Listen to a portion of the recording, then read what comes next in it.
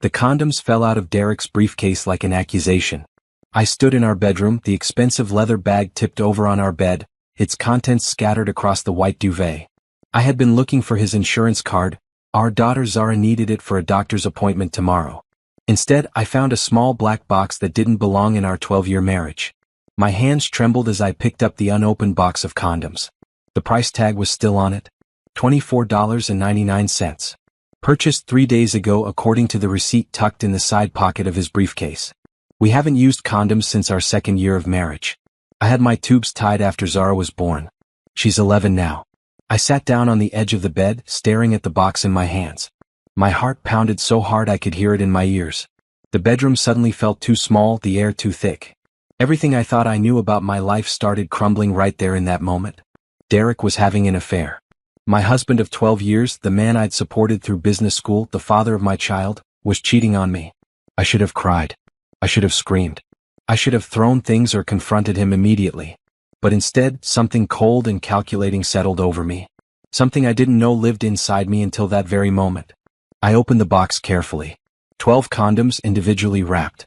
I counted each one twice. Then I walked to the kitchen, moving like I was in a dream. Or maybe a nightmare. I couldn't tell the difference anymore. In the cabinet above the stove, behind the fancy spices we never used, I found what I was looking for. The bottle of pure capsaicin extract. Derek had bought it months ago, joking about making the world's hottest hot sauce.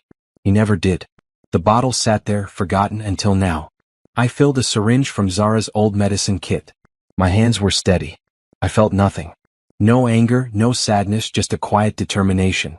Back in the bedroom, I opened each condom wrapper carefully. So carefully. I injected a small amount of the pepper extract into each one, just enough. Then I resealed the wrappers with super glue, making sure they looked untouched. Perfect. Innocent. I placed the box back in his briefcase exactly where I'd found it, under his planner and some client files. Then I went downstairs and made myself tea. Earl Grey. 2 sugars. I sat at our kitchen table and waited for Derek to come home. He walked in at 7:15 just like always. Navy suit, red tie, that smile he saved for me and Zara. "Hey beautiful," he said, kissing my forehead. His lips felt like poison. "How was your day?" "Fine," I said. My voice didn't shake. "Dinner's almost ready. Zara's finishing homework upstairs." "Perfect. I'm starving." He loosened his tie and headed toward the stairs. "Just going to change real quick." I watched him go, carrying that briefcase. Carrying those condoms. Carrying 12 little time bombs I'd carefully prepared for him. "Derek," I called out. He turned. "I love you." He smiled. That lying smile. "Love you too, Liv." Dinner was normal. We talked about Zara's upcoming science fair project. Derek mentioned a big presentation at work next week. I nodded and smiled and passed the potatoes. We looked like the perfect family. The perfect lie.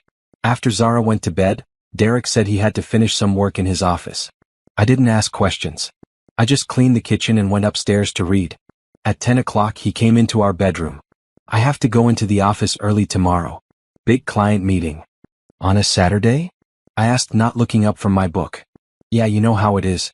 Probably won't be back until evening." I knew how it was. I knew exactly how it was. "Okay," I said. "Be safe." He kissed my cheek and got into bed beside me. I felt his weight on the mattress and wondered how many other beds he'd been in lately. How many lies he'd told. How many times he'd come home to me smelling like someone else. I didn't sleep that night. I lay there in the dark, listening to Derek breathe and waited for tomorrow to come. Saturday morning arrived cold and gray. Derek was up at 6, showering and getting dressed like he really was going to work. He wore cologne. Too much cologne. "See you tonight," he said, grabbing his briefcase. "See you tonight," I echoed. The door closed. His car pulled out of the driveway. I got up and made coffee. Zara came down around 8, still in her pajamas. "Where's Dad?" "Work meeting," I said, pouring her orange juice. "On Saturday? That's weird." "Yeah," I agreed. "That's weird." We spent the day together, just the two of us. We baked cookies. We watched movies. We laughed. And the whole time I wondered when my phone would ring. When the call would come. It came at 2 in the morning. I was awake, still dressed, sitting in the living room in the dark. When my phone lit up with an unknown number, I knew. "Is this Olivia Parker?" a woman's voice asked. "Yes." "This is County General Hospital." Your husband Derek Parker is in our emergency room. You need to come right away. My heart didn't race. My hands didn't shake. I felt nothing but that cold calculation I discovered yesterday. I'll be right there, I said. I checked on Zara. Still sleeping. I called our neighbor, Mrs. Chen, who agreed to come stay with her. Then I drove to the hospital, taking my time, obeying every traffic light. The revenge had begun. The emergency room was bright and cold. Everything was white and silver and smelled like cleaning products and fear. I walked up to the desk. I'm Olivia Parker. My husband Derek was brought in.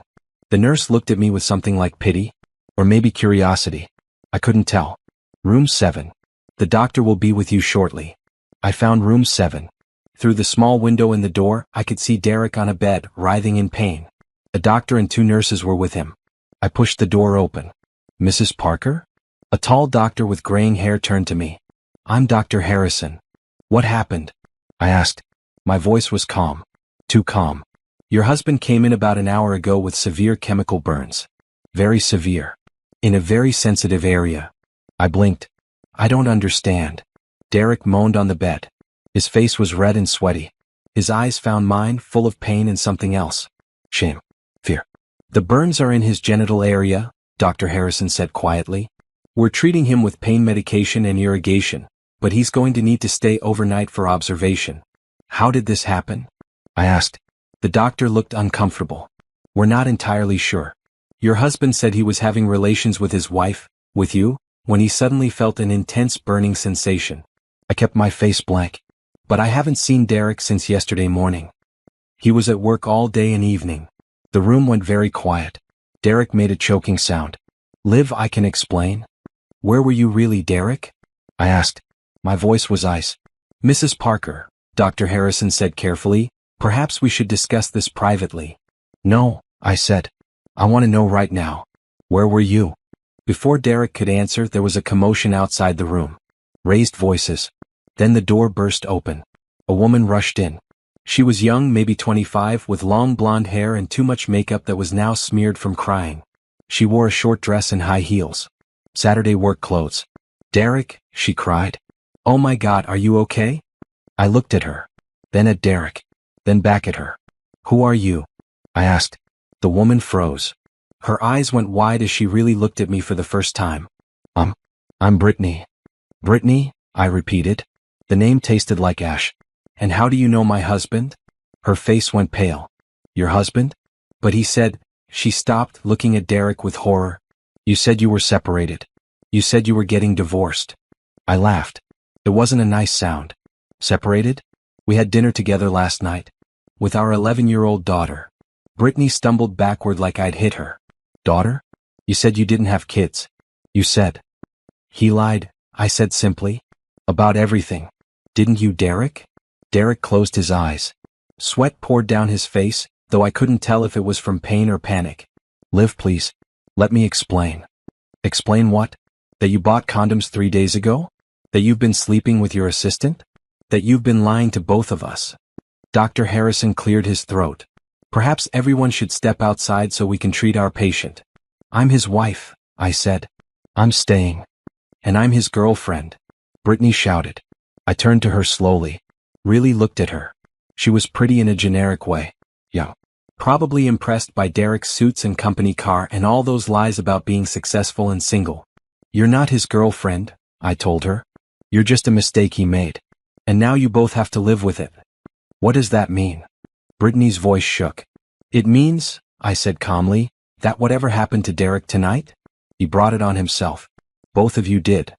Mrs. Parker, Dr. Harrison said firmly, I need you to step outside. Now.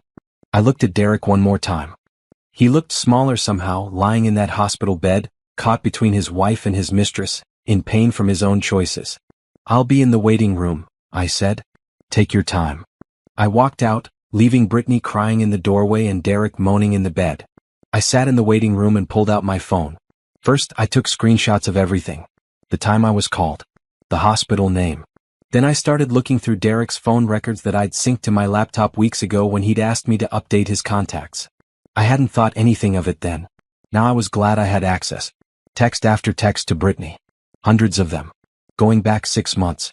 Miss my girlfriend. Can't wait to see you this weekend. Soon I'll leave her and we can be together for real. Just need to get this promotion first, then I'm gone. Each message was a knife. But I didn't bleed.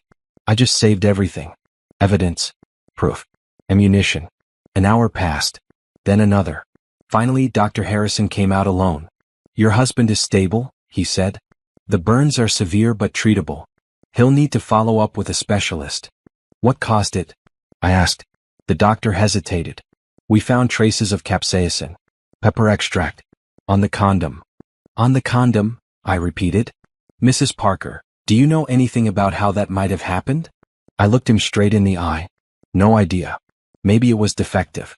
You should check the batch. Could be a lawsuit against the manufacturer. He didn't believe me. I could see it in his face. But he couldn't prove anything. Can I see him? I asked. He's asking for the other woman. Of course he was. Tell him his wife went home. Tell him I'll see him when he's ready to talk. Really talk. I stood up and walked out of that hospital into the cool night air. I got in my car and sat there for a moment, hands on the steering wheel. Then I started the engine and drove home. Not to cry. Not to fall apart. I drove home to plan my next move. Sunday morning came too fast and too slow at the same time. Zara was at the kitchen table eating cereal when I came downstairs. Mrs. Chen had left a note saying Zara woke up early and she had to go to church. Everything was fine. Where's Dad? Zara asked between bites. He had to stay at work longer than he thought, I said. The lie came easy. Too easy. He'll be home later. On Sunday? Yeah, baby. Big project. Zara shrugged and went back to her cereal. Kids believed what you told them, especially when they trusted you. I hated lying to her. But I hated what Derek had done even more. My phone rang. Derek. I let it ring. Once. Twice. 3 times. Then I answered. Olivia. His voice was rough, strained. Please. I need you to pick me up. Where's Brittany? Silence. That's what I thought, I said. She left you there, didn't she? Young love isn't so strong when things get difficult. Liv, please. I'm sorry. I'm so sorry. For cheating? Or for getting caught? For everything. I made a mistake. A terrible mistake. But I need to come home. We need to talk. I looked at Zara happily eating her breakfast, unaware that her whole world was about to change. Fine, I said. I'll be there in 30 minutes. I hung up before he could say anything else. I dropped Zara at her best friend's house for a playdate. Then I drove to the hospital, taking the long way, thinking about everything. Derek was waiting in the discharge area, sitting in a wheelchair because walking hurt too much. He looked terrible. Gray skin, dark circles under his eyes, moving like every breath was pain. Good. Thank you for coming, he said as I wheeled him to the car. I didn't answer. The drive home was silent. Derek tried to talk twice, but I turned up the radio both times. He gave up. At home, I helped him inside and onto the couch. He moved like an old man. I'll get you water, I said. When I came back, he was crying. Real tears running down his face. Liv, I don't know what to say. Start with the truth, I said. All of it. How long? 6 months. 6 months. Half a year of lies. How did it start? She was new at the office. She paid attention to me. Made me feel young again, important. I know that sounds stupid. It sounds exactly like what it is, I interrupted. A cliché. A middle-aged man having a crisis with a younger woman. He flinched. It wasn't like that. Then what was it like, Derek? Explain it to me. I felt invisible here. You were always busy with Zara, your book club, your volunteer work. We stopped talking. Stopped connecting. Brittany made me feel seen. I stared at him. So this is my fault? Because I was raising our daughter and having a life? No. That's not what I mean. What did you tell her about me? About us? He looked away. I told her we were separated. That we were just waiting to make it official. You told her we didn't have kids. Yes. You told her you loved her. Yes. Each confession was a hammer blow. But I kept my face calm. What else did you lie about? Derek was quiet for so long I thought he wouldn't answer. Then, money. My stomach dropped. What about money? I've been using our joint account. For dinners, hotels, gifts. I thought I'd pay it back when I got my promotion. I pulled out my phone and opened our bank app. Started scrolling. Charges I hadn't paid attention to before suddenly made sense. Restaurants I'd never been to. Hotels in our own city. Jewelry stores. How much? My voice was deadly quiet. About 15,000. The room spun. $15,000? Our savings for Zara's college. I'll pay it back. The promotion is coming through next month. There is no paying it back, I said. There is no next month. There is no us anymore. Derek's face crumpled. Don't say that. Please. I made a mistake, but we can fix this. I'll go to counseling. I'll do anything. I love you. You don't love me, I said. Each word was clear, precise. You love what I do for you. You love having a wife at home while you play house with a mistress. You love having it both ways. That's not true. Did you use protection every time? I asked suddenly. He went pale. What? Simple question. Did you use a condom every time with Brittany? Yes, I did. I would never risk bringing something home to me? How thoughtful. I stood up. You need to pack a bag. You're not staying here. Live, please. Pack a bag. Where will I go? I don't care. Go to Brittany. Go to a hotel. Sleep in your car. I don't care. I can't drive. I can barely walk. I looked at him. This man I'd loved for 12 years. The father of my child. He looked pathetic. Broken. Part of me wanted to feel sorry for him. But I remembered all those text messages. All those lies. All that money he'd stolen from our daughter's future. Then call an Uber, I said. You have 30 minutes. I walked out of the room and went upstairs to our bedroom. His bedroom. I started throwing his clothes into suitcases. Shirts. Pants. Everything. I heard him on the phone downstairs calling someone. Begging from the sound of it. 20 minutes later, I dragged the suitcases down the stairs. Derek was still on the couch, phone in his hand, looking defeated. No one will take you? I asked. Brittany blocked my number. My brother is out of town. My friends. He trailed off. He didn't have close friends. He'd been too busy lying to everyone. There's a hotel 3 blocks away, I said. I'll drive you. Thank you, he whispered. I'm not doing it for you. I'm doing it so you're gone when Zara gets home. The drive took 5 minutes. I pulled up to the hotel entrance. Liv, he said as I unloaded his bags. I really am sorry. So am I said. I'm sorry I wasted 12 years on you. I got back in the car and drove away. In the rearview mirror, I watched him standing there on the sidewalk, surrounded by luggage, alone. It was the last time I looked back. Monday morning, I woke up early and started working. Zara had asked about her dad last night. I told her he had to stay at a hotel near his office because of work. The lie stuck in my throat, but I needed time to figure out how to tell her the truth. How do you explain to an 11-year-old that her father is a cheater and a liar? I dropped her at school and went straight to our home office. Derek's office, really. He used it more than I did. I started with his filing cabinet. Unlocked. Trusting. Or arrogant. Bank statements going back 3 years. I spread them out on the desk and highlighted every charge I didn't recognize. There were hundreds. Restaurants. Hotels. A jewelry store charge for $3,000. I'd never received jewelry. Credit card statements came next. Cards I didn't know existed. Cards in his name only. More hotels. Flights to conference cities. Expensive dinners. I made copies of everything. Then I turned to his computer. Derek wasn't tech smart. His password was Zara's birthday. I was in within seconds. Email first. His work email was synced to his home computer. I searched for Brittany's name. 532 emails. I started reading. They were careful at first. Professional. Then flirty.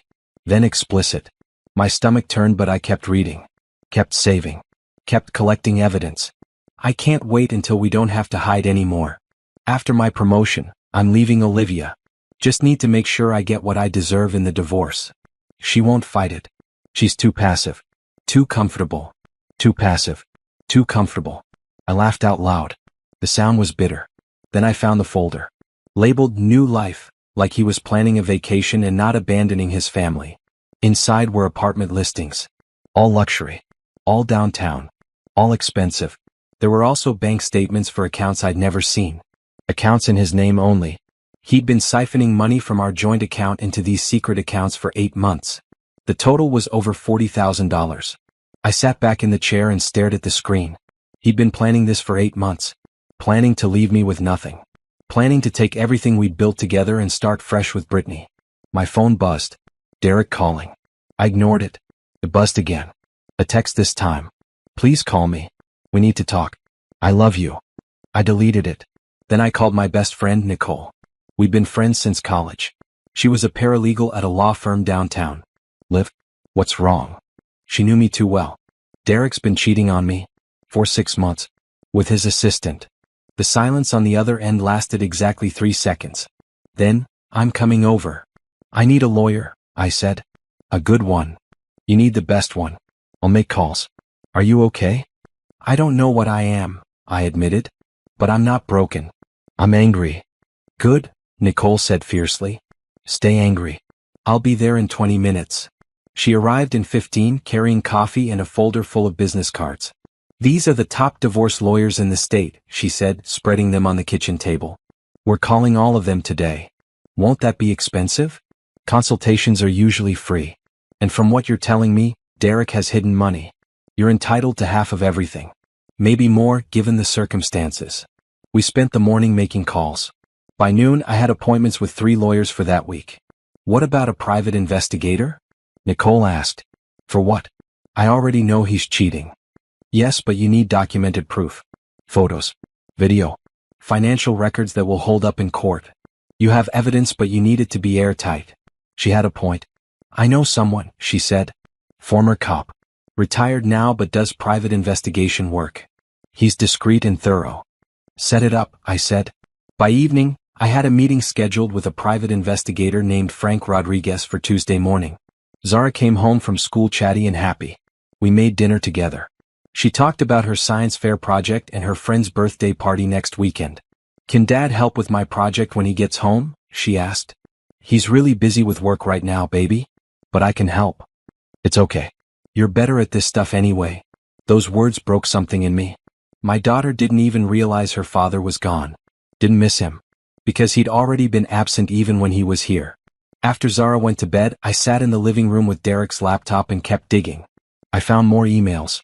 These ones between Derek and his boss talking about his promotion. It was coming through. Next month. A 30% raise. More responsibility. More money. Money he'd planned to use for his new life with Brittany. I found text messages he'd backed up to his computer. Messages about me to Brittany. She's going to take it hard, but she'll be fine eventually. She's strong. I feel guilty, but I deserve to be happy. Once this is done, we can really start our lives together. I read every message. Let every word sink in. Let the betrayal fuel my determination. Then I found something that changed everything. An email from Derek to his accountant. Dated 3 weeks ago. The subject line read, Asset Protection Strategy. I opened it. Derek had been asking about how to hide assets in a divorce. How to minimize what I would get. How to protect his retirement accounts and his investments. He'd been planning this divorce before he even told me he wanted out. Before the hospital. Before getting caught. He was going to blindside me. Take everything. Leave me with nothing. The rage that filled me was cold and sharp and clarifying. This wasn't just about cheating. This was about theft. Betrayal. Calculated destruction of everything we'd built. I forwarded the email to myself. Then I kept searching. By midnight, I had a complete picture. Derek had hidden over $60,000. He'd taken out a credit card in both our names but kept it secret, running up charges for his affair. He'd been planning to file for divorce next month, right after his promotion came through, claiming we'd grown apart and asking for a 50-50 split of what he'd declared as assets, not including the $60,000 he'd hidden. He'd thought I'd just sign the papers. Accept it. Move on. Too passive. Too comfortable. I smiled. It wasn't a nice smile. Derek had no idea what was coming. Tuesday morning, I met Frank Rodriguez at a coffee shop 3 blocks from my house. He was in his 50s, built like he still worked out daily with sharp eyes that missed nothing. Nicole speaks highly of you, he said, shaking my hand. She speaks highly of you too. We sat in a corner booth. I slid a folder across the table. Inside was everything I'd found. Copies of bank statements, emails, text messages, credit card statements. Evidence of the affair, the hidden money, the planned divorce. Frank took his time reading through it all. His expression never changed. This is thorough, he finally said. I was motivated. I can see that. What do you want from me? More evidence. Photos of them together. Documentation of where he's been spending money. Anything that will help in divorce court. That's easy enough. What else? I want to know everything about her. Brittany. Where she lives, what she does, if she has any skeletons in her closet. Planning something? Frank asked. Planning to protect myself, I corrected. And my daughter. Frank nodded slowly. I'll need a retainer. 2,000 covers the first week of surveillance. I'd prepared for this. I'd opened a new bank account in just my name yesterday and transferred half of what was left in our joint account. Derek would have a fit when he found out. I didn't care. I wrote the check. One more thing, I said. My husband works for Hartman Industries. I have reason to believe he's been misusing company funds. Taking clients to dinners but claiming his girlfriend as business associates. Hotels for affairs charged as business travel. Frank's eyebrows rose. That's fraud. Yes. If I find evidence of that, I'm legally required to report it. I understand. You're not playing around, are you? He tried to destroy my life, I said. I'm just returning the favor. Frank left with the folder and my check. I felt lighter somehow. Like I'd taken a step toward something. Not closure. Not yet. But justice. My first lawyer appointment was that afternoon. Patricia Kane was 53, elegant, and had a reputation for destroying husbands in court. Tell me everything, she said. I did. The affair, the money, the hospital, all of it. Patricia took notes, her face impassive. When I finished, she set down her pen. This is a strong case, she said. Very strong.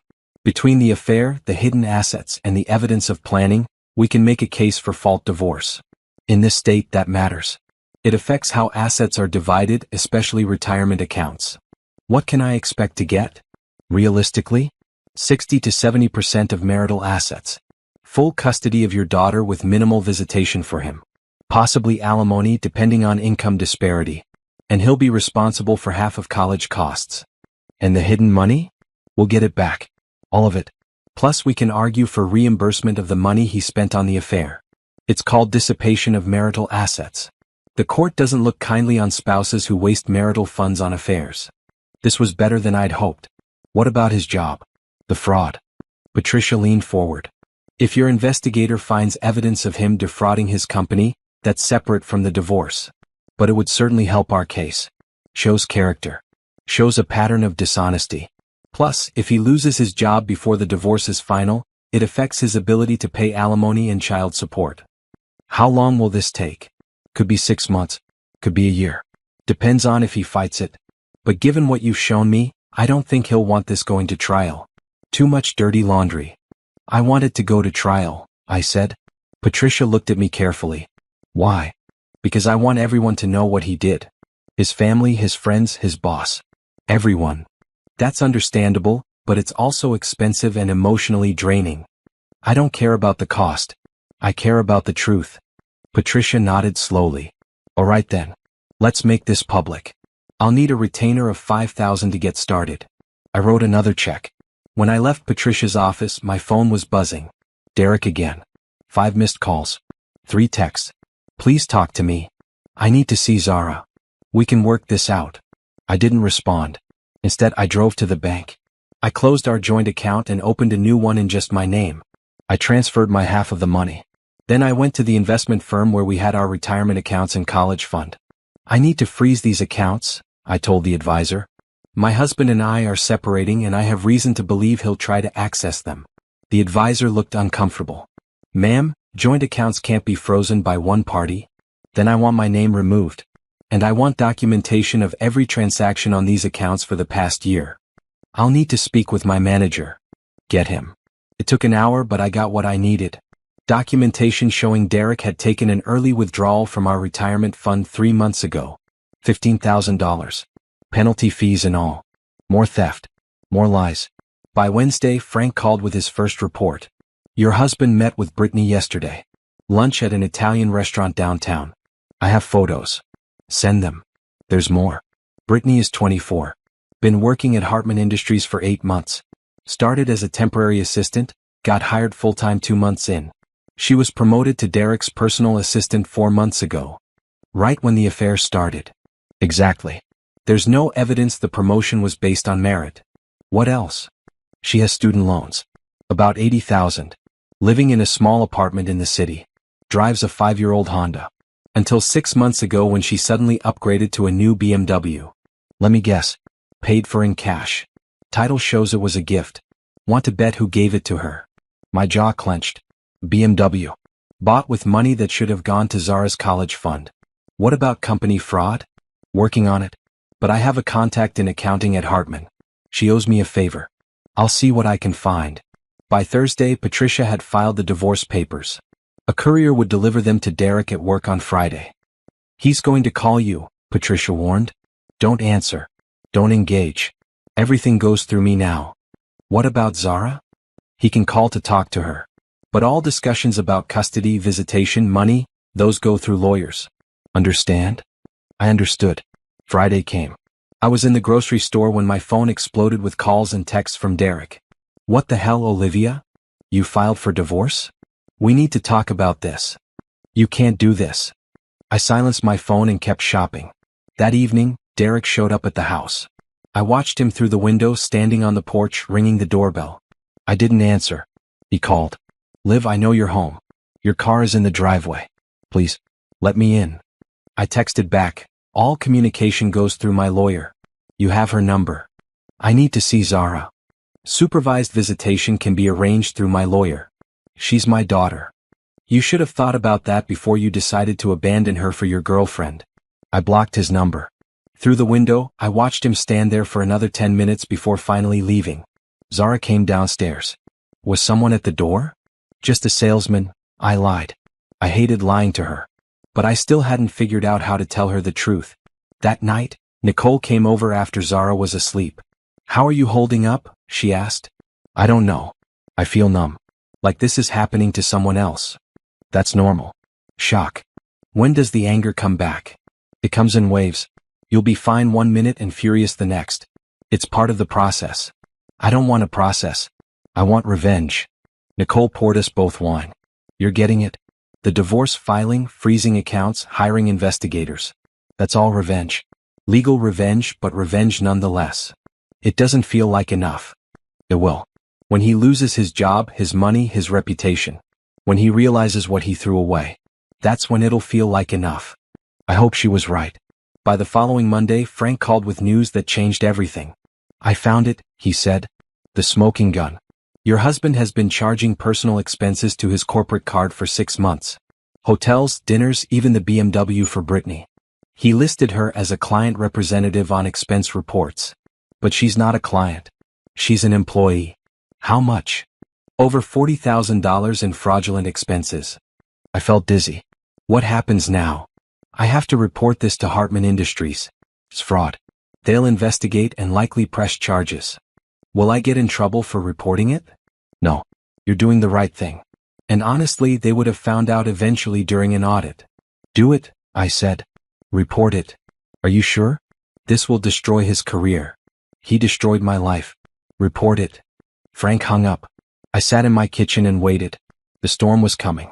And I was ready for it. The call from Derek came at 6 a.m. Tuesday morning. I'd unblocked his number so he could call about Zara. This wasn't about Zara. What did you do? His voice was raw, panicked. I don't know what you're talking about. Hartman fired me. They fired me. They said I committed fraud. Expense fraud. Did you report me? I was quiet for a moment. Then, did you commit fraud? That's not the point. That's exactly the point. Did you steal from your company to pay for your affair? Silence. Did you buy your girlfriend a car with company money? Did you take her to hotels and charge it as business travel? How did you? He stopped. You hired an investigator. I did. How could you? I'm your husband. Not for much longer. And you stopped being my husband the moment you decided to cheat. They're pressing charges, Olivia. Criminal charges. I could go to jail. Then you should get a lawyer. I need money for a lawyer. You took everything from our accounts. I took my half. You know, the half that didn't include the $60,000 you hid from me. Another silence. Longer this time. You know about that, he said quietly. I know about everything. The secret accounts, the credit cards, the retirement withdrawal. I know you were planning to divorce me and leave me with nothing. I know you've been planning this for months. Liv. Don't try to explain or apologize. You made your choices. Now you live with the consequences. What about Zara? You're destroying her father. No, I said. You destroyed yourself. I just made sure everyone knew about it. I hung up. My hands were shaking, but I felt powerful. Strong. Like I was taking back control of my life. Patricia called an hour later. Derek's lawyer reached out. They want to talk settlement. Already? He's desperate. Lost his job, facing criminal charges, his reputation is destroyed. He knows if this goes to trial, he'll lose everything. What are they offering? He keeps his car and his personal belongings. You get the house, full custody of Zara, 70% of remaining marital assets, and he pays child support. What about the hidden money? He'll return all of it, plus reimburse you for the money spent on the affair. And alimony? 2 years of spousal support. Not forever, but enough to help you get back on your feet. I thought about it. It was a good deal. Better than I'd expected. I want one more thing, I said. What? I want it in writing that he admits to the affair and the financial deception. Part of the divorce record. Public record. Patricia was quiet. That's vindictive. That's honest. He doesn't get to rewrite history. He doesn't get to tell people we just grew apart. Everyone should know what he did. He'll never agree to that. Then we go to trial. And I'll make sure every detail comes out in court. Every text message. Every hotel receipt. Every lie. Patricia laughed. It was a sharp sound. You're tougher than I thought. Okay. I'll make the demand. By Wednesday, Derek's lawyer called back. Derek agreed to all terms, including the admission of guilt. He broke, Patricia said. Completely. He's terrified of this going to trial. Good. He should be. We'll have final papers ready by next week. All that's left is signing. That fast. Uncontested divorces move quickly. And he's desperate to have this done before his criminal trial starts. Criminal trial. Derek was going to be prosecuted for fraud. He could go to jail for up to 5 years. I should have felt guilty. Felt bad for him. But I didn't. He tried to destroy me first. That evening, I sat Zara down in the living room. It was time to tell her the truth. Baby, we need to talk about Dad. Is he okay? He hasn't been home in a while. I took a deep breath. Dad and I are getting divorced. He's not coming back home. Zara's eyes went wide. What? Why? Because sometimes people change. Sometimes marriages don't work out. But you and Dad love each other. We did. But things happened. Grown-up things that are hard to explain. Did you fight? In a way. But this isn't about fighting. It's about trust. And some things can't be fixed. Tears started running down Zara's cheeks. Is it my fault? No. I pulled her into my arms. No, baby. None of this is your fault. This is about me and Dad. Not you. We both love you so much. Will I still see Dad? Yes. He'll have visitation. You can see him on weekends. But it won't be the same. No, I admitted. It won't. And I'm sorry for that. We sat together on the couch, Zara crying against my shoulder, and I let her. She needed to grieve this. The loss of her family as she knew it. After she went to bed, red-eyed and exhausted, I poured myself a glass of wine and sat in the dark. My phone buzzed. A text from a number I didn't recognize. This is Brittany. Can we talk? I stared at the message for a long time. Then I typed back, no. Please. I need to explain. There's nothing to explain. You slept with a married man. You helped him steal from his family. We have nothing to discuss. I didn't know he was lying about everything. He told me you were separated. And you believed him? You never asked questions? Never wondered why he hid the relationship? I was naive. I'm sorry. You're not sorry. You're just sorry you got caught. Don't contact me again. I blocked her number. Derek had lost his girlfriend too. Brittany had left him the moment everything fell apart. Young love wasn't so strong when the money and lies disappeared. He'd lost everything. His job, his reputation, his family, his girlfriend. And I'd lost nothing except dead weight.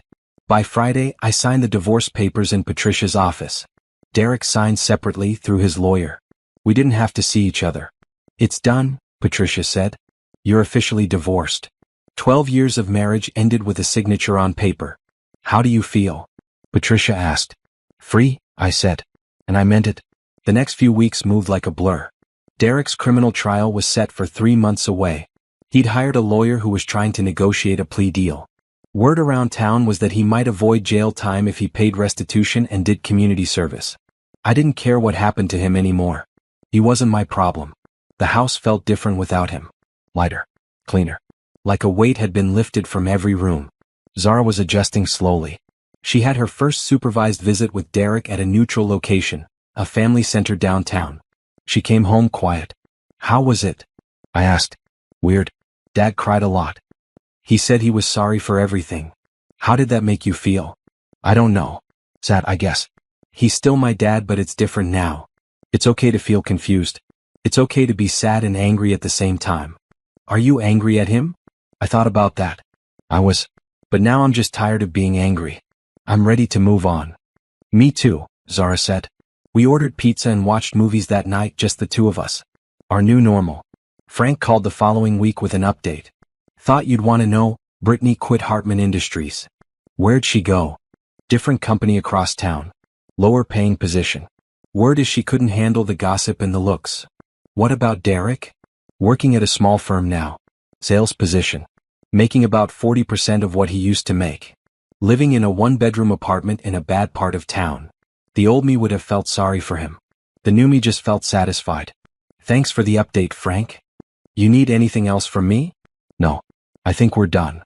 For what it's worth, you handled this better than most people would have. You should be proud. I smiled. I am. After I hung up, I looked around my house. My house now, legally. Derek's name was off the deed. I'd been thinking about what to do next. I had the settlement money. I had alimony for 2 years. I had child support. But I didn't want to just survive. I wanted to thrive. I pulled out my laptop and started researching business ideas. Before Derek, before marriage, I'd been working on my MBA. I'd quit when I got pregnant with Zara, planning to go back later. Later never came. But maybe now was the time. I found a program, online classes, flexible schedule. Perfect for a single mom. I enrolled that day. Then I started thinking about something I'd always wanted to do. Event planning. I loved organizing things, creating beautiful spaces, making people happy. I'd done it for friends and family for years. Birthday parties, baby showers, small gatherings. Why not do it professionally? By the end of the week, I'd registered a business name. New Beginnings Event Planning. It felt appropriate. Nicole was thrilled when I told her. This is perfect for you. You're so good at this stuff. You have to be my first client. Done.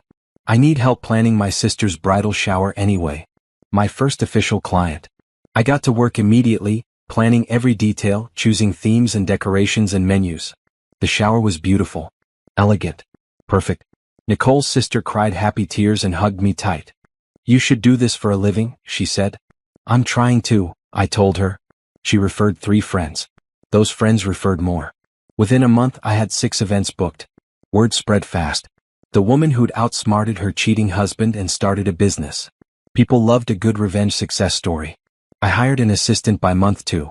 Kayla, a recent college grad with energy and ideas. We worked well together. By month 3 we had 15 events booked and a waiting list. My online classes were going well too. I was rediscovering my love of business strategy and marketing. I felt sharp again. Engaged. Alive. Zara noticed. Mom, you're smiling more. Am I? Yeah. You're different now. Happier. I am happier, I realized. Derek continued his visits with Zara every other weekend. Supervised at first, then unsupervised once he proved he was stable. She'd come home and tell me about their time together. Dad's apartment is small. Dad says he misses us. Dad asked if you were dating anyone. That last one made me laugh. What did you tell him? That it's none of his business. Smart girl. Truth was, I wasn't dating. I wasn't even thinking about it. I was too busy building my new life. Nicole tried to set me up a few times. Just coffee. Just meet him. I'm not ready. It's been 4 months. So, there's no timeline for this. She backed off, but I could tell she worried I was closing myself off. Maybe I was. But I didn't feel closed off. I felt focused. I ran into Brittany one day at the grocery store. We saw each other across the produce section. She froze. I kept shopping. She approached me near the bananas. Olivia. Hi. Hello. My voice was neutral. I wanted to say I'm sorry. For everything. I looked at her. Really looked at her. She seemed smaller somehow. Younger. Less confident. Okay, I said. Okay. You apologized. I heard you. Is there something else? I wanted you to know Derek lied to me too. About a lot of things. I know he did. He said he loved me. That we'd be together. He said a lot of things to a lot of people. Most of them were lies. Brittany's eyes filled with tears. I lost everything too. My job, my reputation, my relationship. And I lost 12 years of my life to a cheating husband who tried to steal from me and my daughter. We're not the same. I know. She trailed off. What do you want from me, Brittany? Forgiveness? I don't have that to give you. Understanding? I don't care enough about you to try. I guess I wanted to not feel like the villain. Then you shouldn't have slept with someone else's husband. I put bananas in my cart and walked away. I didn't look back. Didn't feel guilty. Didn't feel anything really except mild annoyance that she'd interrupted my shopping. That night I realized something. I'd let go. Not of the anger completely, I don't think that ever fully goes away. But of the pain. The betrayal. The hurt. I'd let go of Derek completely. He was just Zara's father now. Not my ex. Not my problem. Just someone I used to know. And that felt like freedom. 6 months after the divorce, my business was booming. New Beginnings event planning had grown from me and Kayla to a team of 5. We'd done over 40 events, weddings, corporate parties, baby showers, charity galas. Our reputation was solid. Our calendar was full. I'd also finished my first semester of online classes with straight A's. Turns out I was good at this business thing when I actually had the mental energy to focus. Money wasn't tight anymore. Between the business income, the settlement, and child support, we were comfortable. More than comfortable. I'd even started a new college fund for Zara. Life was good. But Nicole was right about one thing: I'd closed myself off to the idea of dating. Not out of fear or lingering hurt. Just because I genuinely wasn't interested. Until I met James. He was the brother of one of my clients. Andrea was planning her 30th birthday party and James came to the venue walkthrough to help. He was tall, with dark skin and an easy smile. The kind of man who listened when you talked and asked thoughtful questions. So you do all of this yourself? He asked, looking around the event space I'd just finished describing. I have a team now. But I plan and coordinate everything. That's impressive. You must have to juggle a lot. I'm good at juggling. He laughed. I bet you are. We kept running into each other. He'd stop by his sister's planning meetings. Show up to help with setup. Always friendly, never pushy. After Andrea's party, which was a huge success, he asked me out. Coffee, he said. Just to say thank you for making my sister's night perfect. I hesitated. Just coffee, he repeated. No pressure. I promise I'm not a serial killer or anything. I laughed despite myself. Okay. Coffee. We met at a small cafe near my office. I'd been nervous getting ready, which annoyed me. It was just coffee. But sitting across from James, talking and laughing, I realized how long it had been since I'd connected with another adult like this. Really connected. So, he said after an hour of easy conversation.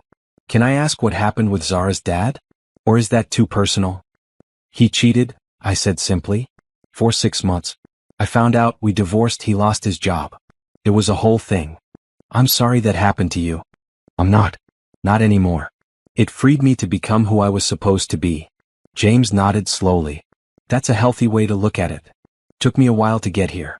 But yeah, I'm good now. What about dating? Getting back out there? This is literally my first coffee date in 12 years. No pressure then. He grinned. How am I doing?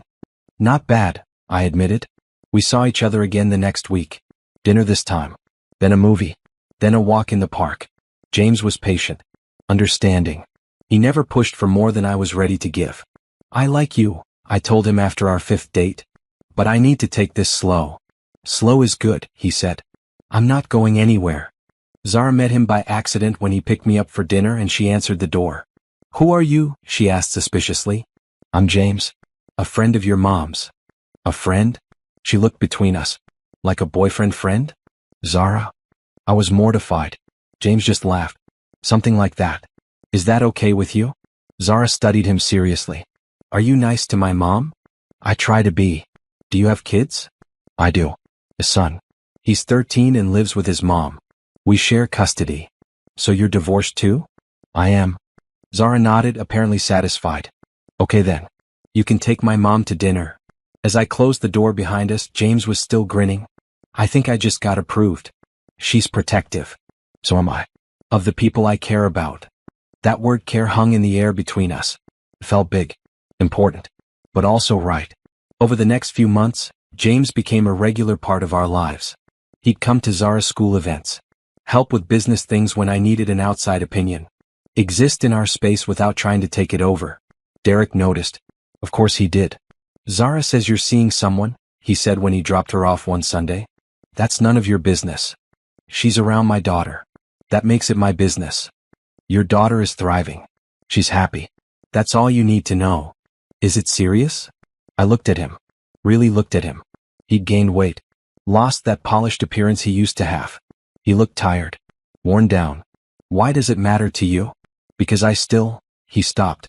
I still care about you, Liv. No, I said firmly. You don't get to do that. You don't get to care now. You gave up that right when you decided to cheat and lie and steal. I made mistakes. You made choices. And those choices have consequences. I'm moving on with my life. You should too. I closed the door before he could respond. Inside, I leaned against it and took a deep breath. That didn't hurt anymore. Seeing him. Talking to him. It was just nothing. My phone buzzed. James. How'd it go? Fine.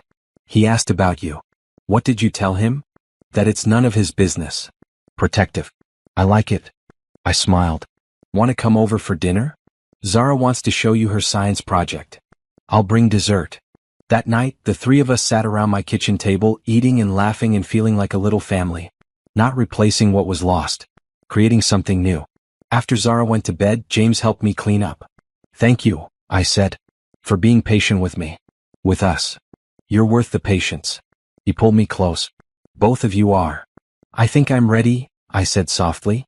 To stop taking things slow. To see where this goes. James kissed me. It was soft and sweet and full of promise.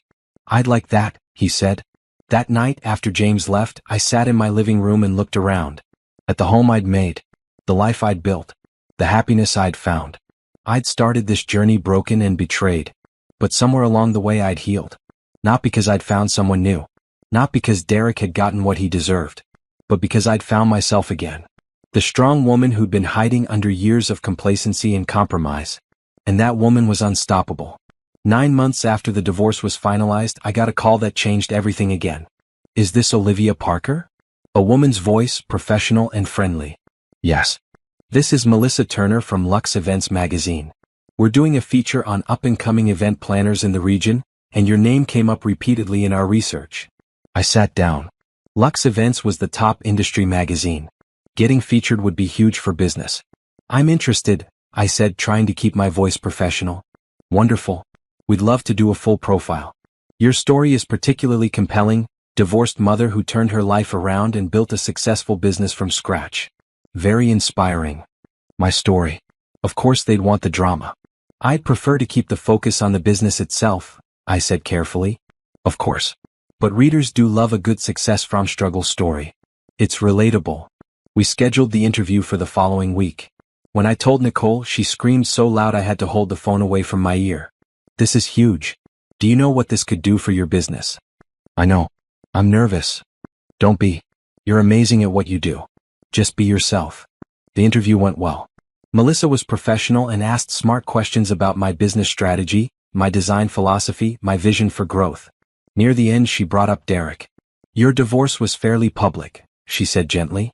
Do you think that experience influenced your business approach? I thought about it. It taught me that you can't control what other people do. You can only control how you respond. And I chose to respond by building something good out of something bad. That's beautiful. Do you have any advice for women going through similar situations? Don't let anyone else's choices define your worth. Take your power back. And remember that the best revenge is living well. The article came out 3 weeks later. 4 pages, full-color photos of my work, a sidebar about my journey from betrayed wife to successful businesswoman. My phone didn't stop ringing for days. New clients. Interview requests. Women wanting to share their own stories. Kayla had to hire 2 more people just to handle the influx. Within a month, we'd expanded to a larger office space. I'd hired a full team: planners, coordinators, designers. New Beginnings was becoming a real company. Corporate clients started calling. Big budget events. Weddings with price tags that made my eyes water. You're going to need to raise your rates, Nicole advised. You're too busy. Price yourself accordingly. She was right. I doubled my rates. Still got booked solid. By month 2 after the article, I got another call. This one from a venture capital firm interested in investing in my business. We think New Beginnings has serious growth potential, the investor said. We'd like to discuss expansion. Maybe franchising. Franchising. I'd never even considered it. But as I sat in that meeting, listening to their vision, I realized they were right. This could be bigger than just me. This could be something lasting. I signed the deal 2 months later. $1 million investment in exchange for 30% ownership. Enough money to expand to 3 new cities. Enough resources to really grow. James was with me when I signed the papers. How does it feel? He asked. Terrifying. Amazing. Like I'm jumping off a cliff and flying at the same time. You're going to be incredible. The expansion was intense. I traveled constantly, setting up new offices, training new teams, establishing the brand. Kayla ran the original office like a boss. Zara adapted. She spent weekends with Derek when I traveled. James helped when he could, picking her up from school or helping with homework. We were a team now. The 3 of us. And his son Jake when he stayed with James. Our family didn't look traditional, but it was ours. 1 year after the divorce, I threw a party. Not a celebration of the divorce, a celebration of new beginnings. The business and the life. All my friends came. My team. My clients. People who'd supported me through the hardest year of my life. James gave a toast. To Olivia, who taught me that falling apart is sometimes the first step to becoming whole. Nicole's toast was shorter. To the woman who turned pepper spray into champagne. Everyone laughed. Only a few people understood the reference. Even Zara raised her juice glass. To Mom, who's the strongest person I know. I looked around at all these people. This life I'd built. This happiness I'd found. And I realized something important. Derek's betrayal had been devastating. But it had also been a gift. It had forced me to become someone I'd never imagined I could be. Stronger. Smarter. More confident. More successful. I wouldn't have become this woman if everything had stayed comfortable and safe. Sometimes you have to break completely before you can rebuild into something better. Late that night, after everyone left, James and I sat on my back porch. You know what's funny? I said.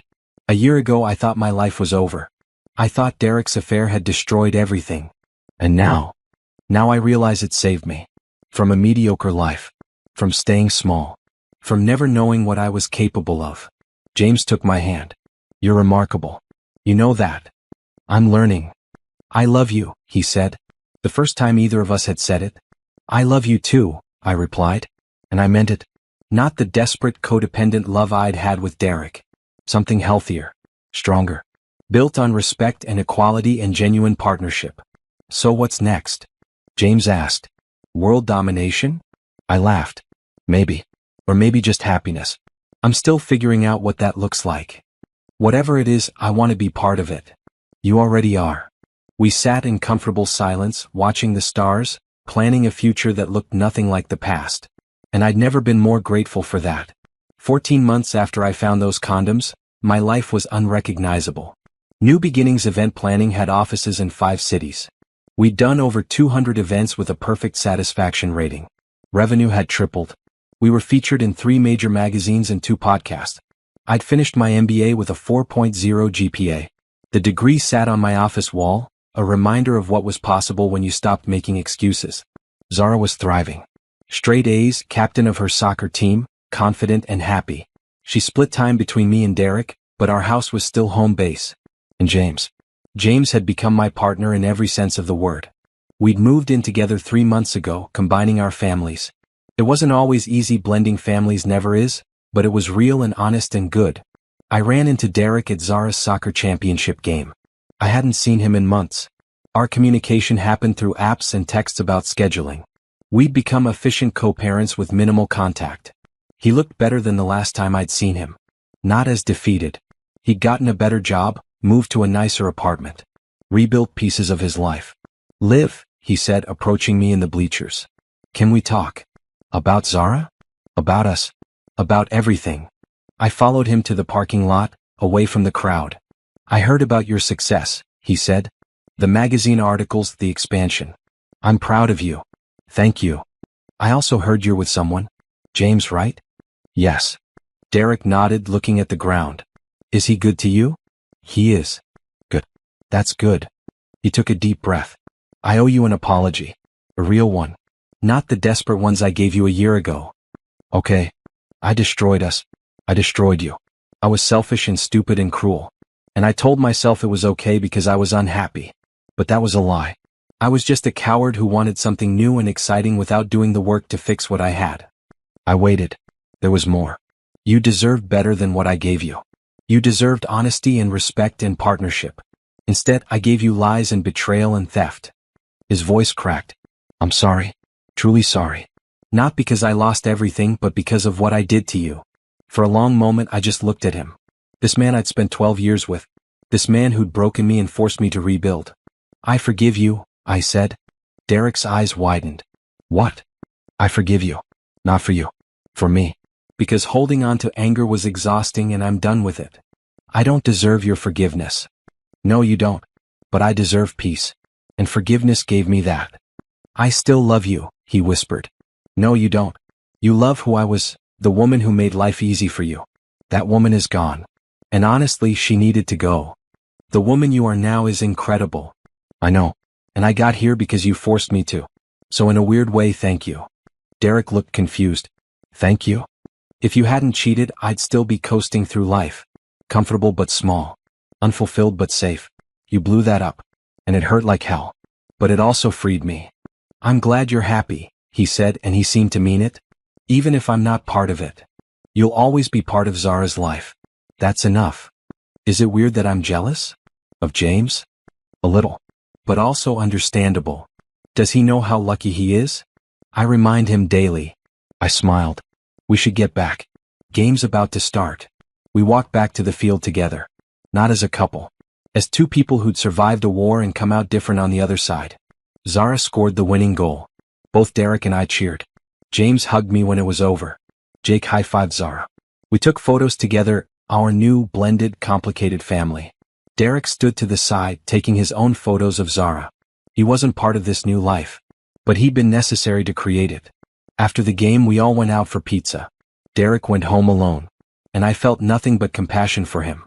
No anger. No bitterness. Just hope that he'd find his own path to happiness.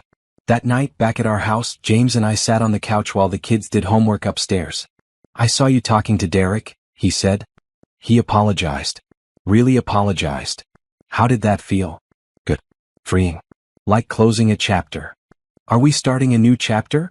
He asked, pulling a small box from his pocket. My heart stopped. I know it's fast, James said quickly. And I know you've been through hell. But I also know that I want to spend my life with you. Making you happy. Building something real. So, he opened the box. A simple diamond ring sparkled inside. Will you marry me? I looked at the ring. At James. At the life we'd built together. A year ago, marriage would have terrified me. It would have felt like a trap. Now it felt like a promise. A choice made freely, not out of need or fear, but out of love and partnership. Yes, I said. Yes, I'll marry you. He slipped the ring on my finger and kissed me. Upstairs, Zara and Jake cheered. Apparently they'd been listening. They thundered down the stairs, surrounding us with hugs and excitement. Does this mean we're officially a family? Jake asked. We've been a family, I said. This just makes it official. Zara looked at me seriously. Are you happy, Mom? I'm so happy, I told her honestly. Good. You deserve it. Later, after the kids were asleep, I stood in my bedroom, our bedroom, and looked at my reflection. I barely recognized the woman staring back. She was strong where I'd been weak. Confident where I'd been uncertain. Successful where I'd been settling. She'd been forged in fire and betrayal and pain. And she was beautiful. My phone buzzed. A message from Nicole. Heard the news. Finally. I want to plan the wedding. I laughed. Of course she did. But this time I'd do it differently. This time the wedding would be about partnership and equality and love. Not obligation or expectation. This time I was choosing freely. I looked at the ring on my finger. At the life I'd built. At the woman I'd become. Derek's betrayal had destroyed me. But from those ashes I'd built something better than before. I'd built myself. And that was the sweetest revenge of all.